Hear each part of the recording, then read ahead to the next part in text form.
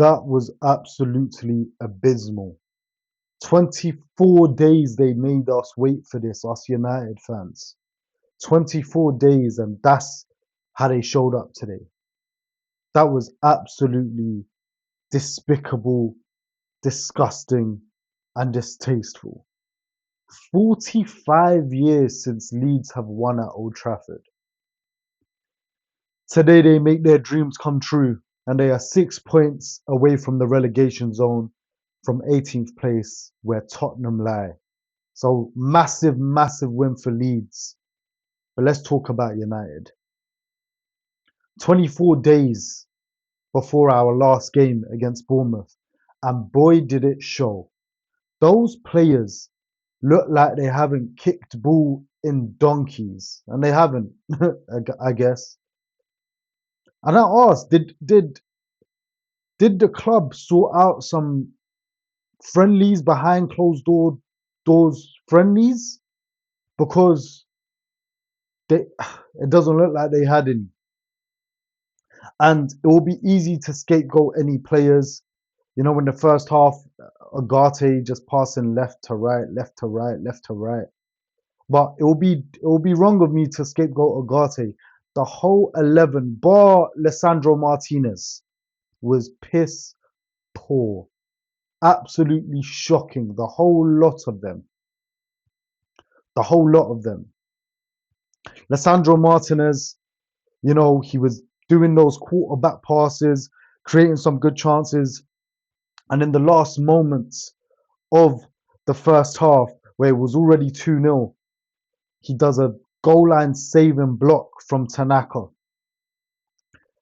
after poor play from Lamens and from Euro. But it was absolutely shocking how poor it was. And that leads me on nicely to Lisandro Martinez's red card. VAR needs to go in the bin, because if things are going to VAR and they're still getting it wrong, I'm not going to lie, what's the point of it? Because there's certain things that happen in this game today. Right at the beginning, Casemiro, he gets studs in his ankle. And there was many other things that happen in this game. VAR, they're not checking it. VAR do not intervene. But for Lisandro Martinez pulling Dominic Calvert-Lewin's hair, they go to VAR, it gets overturned, and he gets a red card. And if you watch it in full motion, yes, he's got his hand on his hair, but he doesn't even pull his hair. He lets go. And it's really just a motion when you are tussling with a player of, like, you know, you grab onto each other naturally. It's a contact sport. But he doesn't pull his hair. If anything, Dominic Calvert-Lewin's also grabbing Lisandro Martinez's neck. These man moving, why for that? Pause. These man moving like they're in the bedroom, grabbing necks and pulling hair. It's absolutely despicable. Absolutely despicable. But VAR wants to intervene for that and give Lisandro a red card. I was absolutely in shock. VAR needs to go in the bin. And it never will, but honestly, man, they proved to me time and time again why I preferred football when the referee was paid to do a job, the linesman was paid to do a job, and sometimes they would get it wrong, but a lot of the time they would get it right. Because it seems to me that VAR is the same thing. A lot of the time, or is it even a lot of the time, they will get it right, but they still get it wrong so many times. So what's the point of it? And I'll be real, it was just so poor. But I don't even want to blame the red card, because the first half was so piss poor from the team. It was really, really bad. And we go down to 10 men in the second half, and now we decide to start stringing some good pieces of football together and actually putting pressure onto Leeds after we get 10 men. It's just so bad. It's just so bad. And listen, the lack of depth in our squad really showed today. It really showed today. No Kobe Mainu in the squad. Agate fills in. And Ugarte just isn't the type of player that's going to progress the ball or, win you the game. He did actually have it. I believe it was him. He had a very good header that got cleared off the line when it was 2-1. But in general basis is that right? He's not going to be the guy to make a difference. And then the other midfielders we have on the bench, the young Fletcher lads. Mason Mount, is that guy even ready to kick a ball? We probably get injured again if he comes on. So it's just a lack of depth. And that midfield area, especially with Casemiro leaving, which, I don't want that guy to leave. And he had a poor first half as well, don't get it twisted. But he's the guy that gets us back in the game with a terrific header. A terrific header. Bruno Fernandes with another peach of a cross, a beautiful assist to get us back in the game. But we really need to address midfield and get some real, proper, press resistant, progressive midfielders to join our squad. Because right now, it ain't it. We have a lack of depth. And we missed Maguire today as well. We really did. It showed. It showed. I wanted Euro to build on the good performances he's been having. But he was a bit shaky today. Mazraoui, I was happy you started today. But at the first goal, I kind of blame you. You should have been tighter to the man that scored, Okafor. Dalot comes on. He actually plays well when he comes on. Luke Shaw wasn't playing too badly. He had a couple good, passes that got us in behind and things like that. But we really missed Maguire today. We really, really did. Damn, man.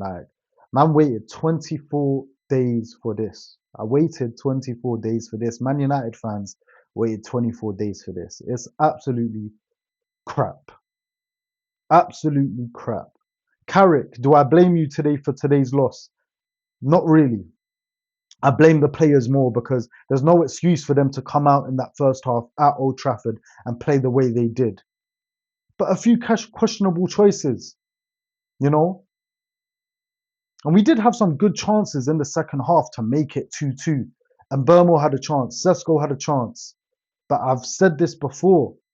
You're bringing off Amad Diallo when he looked like a threat. Yes, his end product wasn't the best, but he really looked like a threat today. And you took him off for Mbeumo, and Mbeumo just looks stiff recently. He really does. Lack of confidence, clearly. But having Mbeumo and Sesko on the pitch at the same time, it just doesn't sit right with me in recent games. I know they've linked up for goals in the past, but they're both guys just trying to get on the end of the ball. And yes, I know we needed a goal, so that's probably why you kept Sesko on to occupy defenders, and he had a really good header that got saved. But in terms of building up play properly, you need Amad on the pitch because he's an outlet. You give him the ball, he can cause danger. Every time Mbeumo got the ball on that right flank, and I'm not really expecting him to do anything. And it showed. But other than that, I can't really blame Carrick for today's loss, because what can he do when the players are so lackluster in their quality? It was so poor, man. And yes, it's a derby, it's the Roses derby, but nah, man, we should be steamrolling over the likes of Leeds United, who are in a relegation scrap.